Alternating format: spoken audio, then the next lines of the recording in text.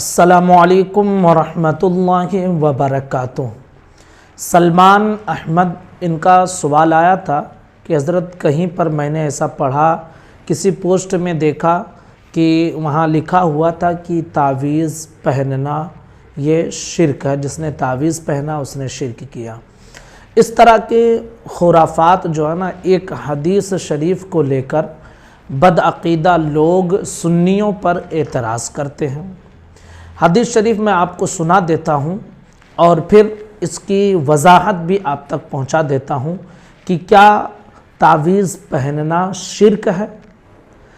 حضرت سیدنا عقبہ بن عامر رضی اللہ تعالی عنہ سے روایت ہے کہ نبی کریم صلی اللہ تعالی علیہ وسلم کے پاس ایک گروہ آیا۔ حضور صلی اللہ تعالی علیہ وسلم نے ان میں سے 9 آدمیوں کے ساتھ بیعت لی اور ایک آدمی سے اپنے ہاتھ کو روک لیا۔ انہوں نے عرض کیا، اے اللہ کے رسول صلی اللہ تعالی علیہ وسلم، آپ نے 9 آدمیوں سے بیعت لے لی اور ایک آدمی کو آپ نے چھوڑ دیا۔ تو حضور صلی اللہ تعالی علیہ وسلم نے ارشاد فرمایا کہ اس نے تمیمہ لٹکایا ہوا ہے، یعنی تعویذ پہنا ہوا ہے۔ پھر حضور نے فرمایا کہ پس اس کے بعد کی ہوا کیا؟ جب حضور نے فرمایا کہ اس نے تعویذ پہنا ہوا ہے تو اس بندے نے اپنا ہاتھ داخل کیا اور تعویذ کو کاٹ دیا۔ اس کے بعد حضور صلی اللہ تعالی علیہ وسلم نے اس سے بیعت لی اور پھر حضور نے ارشاد فرمایا، جس نے تمیمہ لٹکایا یعنی جس نے تعویذ پہنی اس نے شرک کیا۔ اس حدیث کو پیش کیا جاتا ہے جو مسند احمد ابن حنبل میں موجود ہے۔ اب سوال یہ پیدا ہوتا ہے کہ کیا تعویذ پہننا یہ شرک ہے یا اس کی کوئی توضیح ہے؟ تو اس کے حوالے سے آپ سمجھ لیجئے کہ جو لوگ اس حدیث کو پیش کر کے تعویذ پہننے کو شرک کہتے ہیں، دراصل وہ اپنے آپ کو اہل حدیث سمجھتے ہیں، لیکن ان کی سمجھدانی اتنی کمزور ہے کہ وہ حدیثوں کو سمجھ نہیں سکتے ہیں۔ یہ حصہ صرف اور صرف اہل سنت والجماعت کو ملا ہے کہ وہ حدیث اور قرآن کو صحیح طریقے سے سمجھ سکتے ہیں۔ اس کا مطلب کیا ہے جو حدیث ہے؟ اس کا مطلب یہ ہے کہ جس نے تعویذ کو اس عقیدے کے ساتھ پہنا کہ یہ تعویذ خود شفا دینے والا ہے یا یہ تعویذ خود بلا کو دور کرنے والا ہے، تو ایسے عقیدے کے ساتھ تعویذ پہننا حرام ہے بلکہ شرک ہے۔ یعنی اگر کوئی یہ عقیدہ رکھے کہ اللہ نہیں بلکہ یہ تعویذ مجھے شفا دے گا، اللہ نہیں بلکہ یہ تعویذ میری بلا کو دور کرے گا، تو پھر اس عقیدے کے ساتھ تعویذ کو پہننا یہ شرک ہے، حرام ہے۔ ٹھیک ہے؟ جیسے آپ میڈیسن کی دوا کھاتے ہیں نا، اگر آپ کا یہ عقیدہ ہے کہ اس دوا میں ہمیں جو ہے شفا ملے گی، اللہ نہیں دے گا بلکہ یہ دوا شفا دے گی، تو پھر دوا کھانا بھی شرک ہو جائے گا۔ سمجھ میں آئی بات؟ ہاں، دوا ایک وسیلہ ہے اور اس دوا میں شفا پیدا کرنے والا اللہ ہے۔ اگر یہ عقیدہ آپ کا ہے، دوا کھائیے، جائز ہے۔ تعویذ ایک وسیلہ ہے اور اس تعویذ کے اندر شفا کی طاقت پیدا کرنے والا اللہ ہے۔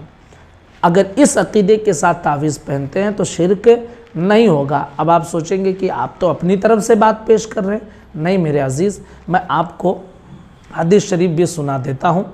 نبی کریم صلی اللہ تعالی علیہ وسلم کی حدیث مبارکہ ہے، ان عوف بن مالک قال كنا نرقی فی الجاہلیۃ فقلنا یا رسول اللہ صلی اللہ تعالی علیہ وسلم کیف ترى فی ذلك فقال اعرضوا علی رقاکم لا بأس بالرقی ما لم یکن فیہ شرک، رواہ مسلم۔ حضرت عوف ابن مالک رضی اللہ تعالی عنہ سے مروی ہے، فرماتے ہیں کہ ہم زمانے جاہلیت میں تعویذ پہنتے تھے۔ فقلنا، ہم نے عرض کیا، یا رسول اللہ علیہ الصلوۃ والسلام کیف ترى فی ذلک، اس کے بارے میں آپ کا کیا نظریہ ہے، کیا فرماتے ہیں؟ فقال، حضور نے فرمایا، اعرضوا علی رقاکم، اپنے تعویذ کو میرے پاس پیش کرو۔ ٹھیک ہے؟ اس کے بعد حضور نے فرمایا، لا بأس بالرقی ما لم یکن فیہ شرک، ایسا تعویذ پہننے میں کوئی حرج نہیں ہے جس میں شرک والی باتیں نہ ہوں۔ پتہ کیا چلا کہ اگر کوئی تعویذ ایسا پہنتا ہے جس میں شرک والی بات ہے، جس میں کفر والی بات ہے، تو پھر ایسی صورت میں اس تعویذ کو پہننا حرام ہوگا۔ شرکیہ بات پر راضی ہے تو پہننا شرک بھی ہوگا، کفر بھی ہوگا، جیسا کہ زمانے جاہلیت میں لوگ کرتے تھے۔ اور جب حضور کی آمد ہوئی، قرآن کا نزول ہوا، تو پھر تعویذ وغیرہ میں شرکیہ کلمات نہیں لکھے جاتے بلکہ اللہ کے نام لکھے جاتے ہیں، قرآن کی آیتیں لکھی جاتی ہیں، یا پھر مسنون دعائیں رہتی ہیں، وہ ساری باتیں لکھی جاتی ہیں۔ جیسا کہ بحر شریعت میں علامہ امجد علی علیہ الرحمہ فرماتے ہیں کہ گلے میں تعویذ لٹکانا جائز ہے جبکہ وہ تعویذ جائز ہو، یعنی اللہ رب العزت کے نام، قرآن کی آیتیں یا دعا سے تعویذ کیا جائے۔ اور بعض حدیثوں میں جو ممانعت آئی ہے، یعنی تعویذ پہننے سے جو منع کیا گیا ہے، اس سے مراد وہ تعویذ ہے جو ناجائز الفاظ پر مشتمل ہو، جو زمانے جاہلیت میں کیے جاتے تھے۔ اب پتہ چل گیا کہ اگر تعویذ ایسا ہے کہ جس میں قرآن کی آیتیں ہیں، جس میں اللہ رب العزت کے نام ہیں یا دعائیں لکھی گئی ہیں، تو ایسے تعویذ کو بنانا بھی جائز ہے اور ایسے تعویذ کو پہننا بھی جائز ہے، اور اس تعویذ کو وسیلہ سمجھ کر شفا دینے والی، بلا دور کرنے والی ذات اللہ کی ہے، یہ سوچ کر پہننا یہ بلا شبہ جائز ہے، اور امید بھی ہے کہ انشاءاللہ شفا اللہ دے گا۔ اور اگر اس میں ناجائز کلمات لکھے ہیں یا پھر جو ہے اس میں کلمات تو صحیح لکھے ہیں لیکن عقیدہ یہ ہو گیا کہ اللہ شفا نہیں دے گا بلکہ یہ تعویذ شفا دے گی، تو پھر ایسی صورت میں اس کو پہننا ناجائز و حرام ہوگا۔ تو امید کرتا ہوں کہ یہ ساری باتیں آپ کی سمجھ میں آ گئی ہوں گی۔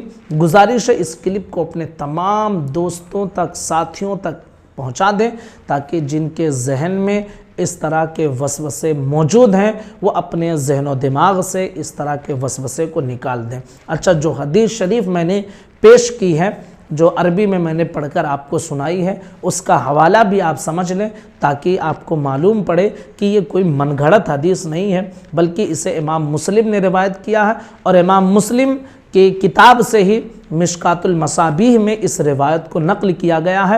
کتاب الطب والرقیہ صفحہ نمبر 388 پر مشکات المصابیح میں یہ حدیث موجود ہے۔ تو کوئی یہ نہ سمجھے کہ ہم نے کوئی اپنی طرف سے پڑھ کر سنایا ہے، بلکہ صحیح حدیث اور اس کا صحیح مطلب ہم نے آپ تک پہنچایا ہے، اور یہ مطلب صرف اور صرف اہل سنت والجماعت سمجھ سکتے ہیں۔ بد عقیدہ اس مطلب کو نہ سمجھ سکتا ہے، نہ حدیث کو وہ سمجھ سکتا ہے، نہ قرآن کی آیتوں کو وہ سمجھ سکتا ہے، اگرچہ وہ اپنے آپ کو اہل قرآن، اہل حدیث جو چاہے کہے، لیکن یہ سنیوں کے حصے میں آیا ہے کہ ان کی سمجھدانی الحمدللہ بڑی مضبوط ہوتی ہے اور قرآن و حدیث کو صحیح طریقے سے وہی سمجھ سکتے ہیں۔ السلام علیکم ورحمۃ اللہ وبرکاتہ۔